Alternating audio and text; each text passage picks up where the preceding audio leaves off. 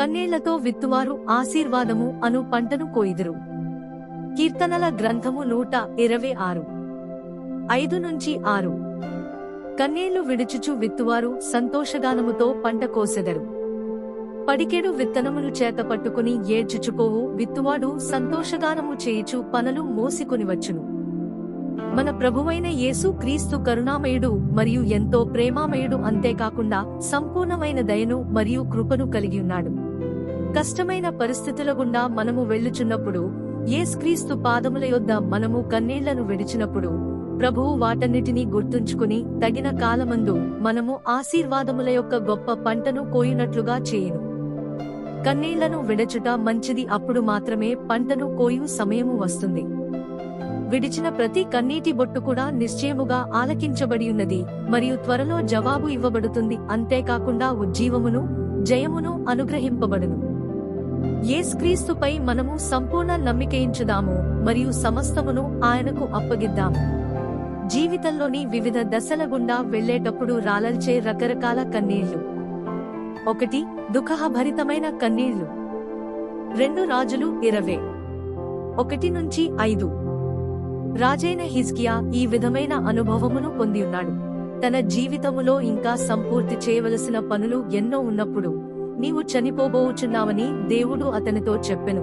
కాని అతడు మరణము కొరకు చూడకుండా తన ముఖము గోడతట్టు త్రిప్పుకుని దేవుని కన్నీళ్లతో మొలపెట్టెను. దేవుడు అతని ప్రార్థన వినెను మరియు అతడు విడిచిన కన్నీళ్లను చూసెను. దేవుడు అతని ఎడల కనికరమును చూపి అతనికి ఇంకా 15 సంవత్సరముల ఆయుష్షును ఇచ్చాడు. ఎప్పుడైతే మనము లోతైనటువంటి బాధలో లేక ఇబ్బందులలో ఉన్నప్పుడు కన్నీళ్లను విడుస్తాము, బయటకు వెళ్ళుటకు ఏ దారి లేక మరియు ఎటువంటి సహాయము కనపడక యుండునటువంటి స్థలములో ఉన్నట్లు ఆ పరిస్థితి ఉంటుంది. కీర్తనల గ్రంథము 50:15. లేఖనము ఈ విధముగా చెప్పుచున్నది, ఆపత్కాలమున నీవు నన్ను గూర్చి మొర్ర పెట్టుము, నేను నిన్ను విడిపించెదను, నీవు నన్ను మహిమపరచెదవు. 2. పశ్చాత్తాపము యొక్క కన్నీళ్లు. దావీదు పాపము చేసినప్పుడు మరియు ప్రభువు యొక్క వాక్యము అతని యొద్దకు వచ్చినప్పుడు, అతడు తన దోషముల నిమిత్తమై పశ్చాత్తాపపడుచు మరియు ఒప్పుకొనుచు ఎంతో తీవ్రముగా ఏడ్చి దేవునికి మొలపెట్టుకున్నాడు. లేఖనము ఈ విధముగా చెప్పుచున్నది, నన్ను క్షమించమని మరియు నీ సన్నిధిలో నుండి నన్ను త్రోసివేయకుము, నీ పరిశుద్ధాత్మను నా యొద్ద నుండి తీసివేయకుము అని దావీదు దేవుని ప్రార్థించెను. కీర్తనల గ్రంథము 51. ప్రభువు దావీదు యొక్క మొలను ఆలకించి అతనిని శిక్షించాడు మరియు క్షమించెను. దేవుడు న్యాయవంతుడు మరియు దయగలిగినవాడు. మన జీవితాలలో పరిశుద్ధాత్మ కార్యముల వైపునకు మరియు దేవుని వాక్యము వైపునకు మనలను మనము తిప్పుకున్నట్లయితే, ప్రభువు మనలోని దోషములను తెలియజేస్తాడు మరియు మనతో మాట్లాడతాడు. మన దోషములను ఒప్పుకుని ప్రభువు యొక్క స్వరమునకు మనము విధేయత చూపినట్లయితే మరియు తప్పుడు మార్గముల విషయముల నిమిత్తమై పశ్చాత్తాపపడినట్లయితే, ప్రభువు ఆ ప్రార్థనను వింటాడు, క్షమిస్తాడు మరియు తన కార్యమును మొదలు పెడతాడు. 3. కష్టములలో మరియు పరిచర్యలో కన్నీళ్లు. కీర్తనల గ్రంథము 126:5-6. కన్నీళ్లు విడుచుచు విత్తువారు సంతోషగానముతో పంట కోసెదరు. పడికెడు విత్తనములు చేత పట్టుకుని ఏడ్చుచుకోవు విత్తువాడు సంతోషగానము చేయుచు పనులు మోసికొనివచ్చును. కేవలము కన్నీళ్లతో విత్తినప్పుడు మాత్రమే మనము ఆనందమను పంటను కోస్తాము. పౌలు తన పరిచర్యలో ఏ విధముగా విత్తియున్నాడో మరియు ఏ విధముగా ఆచరించాడో ఈ క్రింది వచనాలు తెలియజేస్తాయి. అపో కార్య 20:19. యూదుల కుట్రల వలన నాకు శోధనలు సంభవించినను, కన్నీళ్లు విడుచుచు పూర్ణమైన వినయభావముతో నేనేలాగున ప్రభువును సేవించుచుంటునో మీకే తెలియను. అపో కార్య 20:31.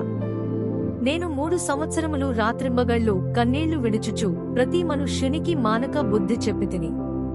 పౌలు తన పరిచర్యలో గొప్ప పంటను కోసియుండుట మనము చూడగలము మరియు నిశ్చయముగా పరలోకమునందు గొప్ప బహుమానము అతనికి దొరకును.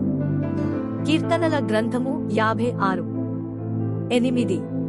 లేఖనము ఈ విధముగా చెప్పుచున్నది, మన సంచారములను లెక్కించునటువంటి దేవుడు మనకున్నాడు మరియు ఆయన మన కన్నీళ్లను తన బుడ్డిలో ఉంచుకుని ఉన్నాడు.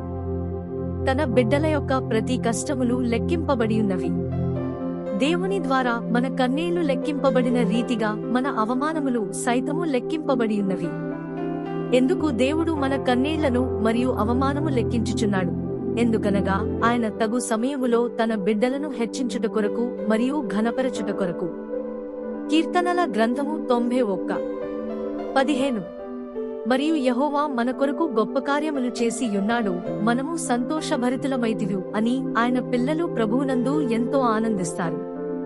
కీర్తనల గ్రంథము 126:3. యేసుక్రీస్తు యొక్క పాదముల యొద్ద మనము కార్చిన ప్రతి కన్నీరు ఆశీర్వాదములను మరియు హద్దులులేని ఆనందమును విడుదల చేస్తుంది. మనము వెళ్ళుచున్న ప్రతి ఒక్క పరిస్థితి దేవుడు ఎరిగి ఉన్నాడు. కాబట్టి సమస్తమును ఆయనకు అప్పగించి యేసుక్రీస్తు యొక్క పాదముల యొద్ద కన్నీళ్లను విత్తుదాము. మనము యేసుక్రీస్తునొద్దకు వచ్చినప్పుడు ఎవరు కూడా దానిని దొంగిలించలేరనే ఒక నిరీక్షణ మనకు ఎల్లప్పుడూ కలిగి ఉన్నది. ప్రభువు యొద్దకు వచ్చు ప్రతి ఒక్కరు ఎన్నటికీ త్రోసివేయబడరు. మరియు ప్రభువు యొక్క వాగ్దానము దృఢముగా నిలిచి ఉంటుంది. మనము కన్నీళ్లతో విత్తినప్పుడు నిశ్చయముగా ఆశీర్వాదములు మరియు సంతోషభరితమైన కేకలు అను పంటను కోస్తాము. హల్లెలూయా. ఈ లోకంలో శోధనలు, కష్టాలు ఉంటాయి. కానీ మనం ఎదుర్కొనే క్లిష్ట సమయాల్లో ఎల్లప్పుడూ యేసు పాదాల చెంతకు వెళ్తాం. మన ప్రభువైన యేసుక్రీస్తు సమస్తాన్ని జయించారు. మనం ఎదుర్కొనే శ్రమలలో ప్రభువు మాత్రమే మనకు సహాయం చేసి మనల్ని బలపరచగలరు. అలాగే కన్నీళ్లు మరియు దుఃఖాలు ఇక ఏమాత్రం ఉండని ఒక రోజు రాబోతోంది. ఎందుకంటే ప్రకటన గ్రంథం 21:1-5లో ప్రభువు ఇలా చెప్పారు: అంతటా నేను క్రొత్త ఆకాశమును క్రొత్త భూమిని చూచితిని. మొదటి ఆకాశమును మొదటి భూమియు గతించిపోయెను, సముద్రమును ఇకను లేదు. మరియు నేను నూతనమైన యెరూషలేము అను ఆ పరిశుద్ధ పట్టణము తన భర్త కొరకు అలంకరింపబడిన పెండ్లి కుమార్తెవలే సిద్ధపడి పరలోకమందున్న దేవుని యొద్ద నుండి దిగివచ్చుట చూచితిని. అప్పుడు ఇదిగో, దేవుని నివాసము మనుష్యులతో కూడా ఉన్నది. ఆయన వారితో కాపురముండును, వారాయన ప్రజలయ్యుందరు. దేవుడు తానే వారి దేవుడయ్యుండి వారికి తోడయ్యుండును. ఆయన వారి కన్నుల ప్రతి బాష్పబిందువును తుడిచివేయును. మరణము ఇక ఉండదు, దుఃఖమైనను ఏడ్పైనను వేదనయైనను ఇక ఉండదు.